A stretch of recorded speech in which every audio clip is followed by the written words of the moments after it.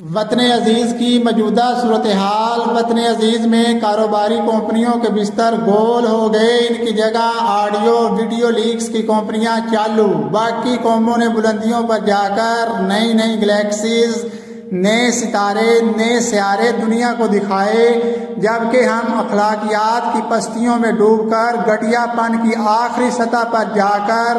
اپنے ہی وطن کے مرد و زن کی ویڈیو آڈیو ڈھونڈ ڈھونڈ کر دنیا کو دکھا رہے ہیں۔ اقبال نے تو ہمیں ستاروں پر کمند ڈالنے کا کہا ہے اور ہم اقبال کی زمین پر گند ڈالنے لگے، اور اگر اس پر کوئی سوال اٹھائے گا